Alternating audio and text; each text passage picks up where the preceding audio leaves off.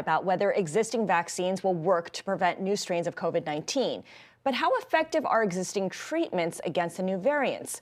Quicktake's Madison Mills is here with the findings from scientists on this. And Maddie, this is really such a key issue because most people are not yet vaccinated, so this really concerns them directly if they do end up getting sick. What can you tell us about the research out today about whether existing COVID treatments will work against the new virus strains? Right, Scarlett, you really touch on exactly what researchers are concerned about. And you may remember that this monoclonal antibody treatment was huge in keeping former President Trump from getting super sick when he was infected with COVID-19. So that's when this originally became something that a lot of us became familiar with. But now there's concern that this monoclonal antibody treatment is not effective against these new strains of the virus. And the reason behind that is that this new strain has, and we've talked about this before, these huge spikes on the coronavirus cells that infect your body. And those spikes basically run right over these monoclonal antibodies that enter your system as part of these treatments. And right now, there's not a single monoclonal antibody treatment that's effective against all of the emerging coronavirus variants. So this is something that researchers are really concerned about. And scientists say it puts us right back at square one with developing COVID treatments. Yeah, not a great place to be right now, given that we're a year into the pandemic. So how will researchers address this moving forward to make sure that there can still be a treatment against new variants that do pop up? Right, so of course these variants have just emerged, so researchers are basically playing catch up here. They're trying to sort of trap the mutations of the virus as they are today so that they can research them in a controlled setting, getting as much genetic sequencing information as they possibly can about these variants. But that's really hard for them to do, right? Because as we know, these variants are mutating at such a fast pace that it's difficult for scientists to be able to kind of trap them as they are, to get as much information as they need about them to be able to develop these treatments accordingly. But we've heard from researchers around the globe that really the priority here needs to be just getting as much funding as possible for this research so that treatments can be developed as we wait for the vaccine to get rolled out. Yeah, because all the funding has been going to the vaccines. Operation Warp Speed was all about the vaccines, or at least it felt that way, the way that people focused on it. It feels like in the U.S., treatments has not really been the priority, or it's been at the expense of vaccines.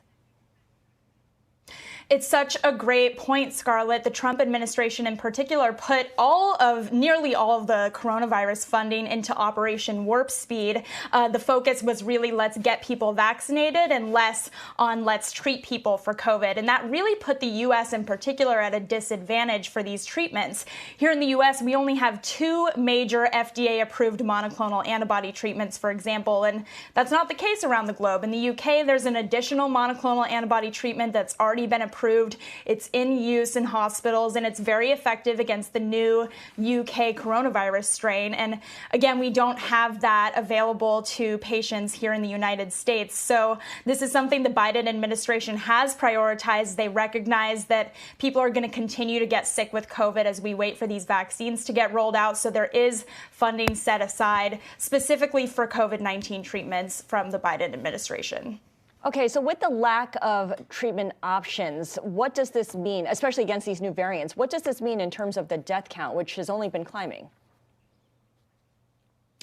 Right. So one thing that is a positive thing that we've seen in the past couple of weeks is that deaths have actually gone down. We saw that ICU patients were about 60% of them were likely to die of COVID at the start of the pandemic. That number has now plummeted to 36% of ICU patients passing away from the virus. But again, experts are so concerned about these variants. We're hearing from the CDC that the coronavirus variant from the UK is going to be the largest transmission factor of the disease in March in the U.S. So these numbers may look good right now, but there's a lot of concern that they're just going to continue to climb in the months to come, especially as we've been talking about, there's not a treatment available that specifically targets these variants. You mentioned at the top that President Trump got treatments for COVID when he was in the hospital.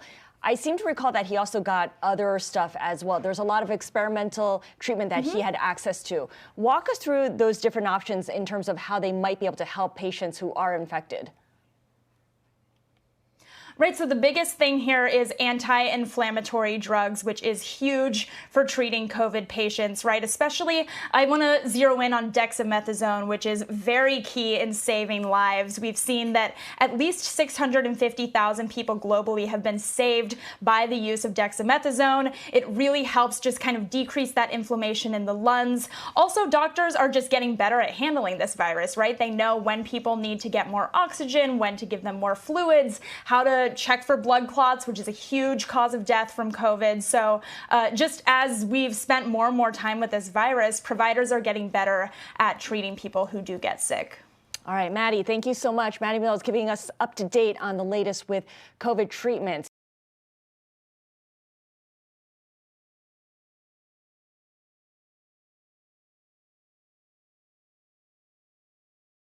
The biggest stories the moment they happen from around the globe. Subscribe to Bloomberg Quicktake now for insight in an instant.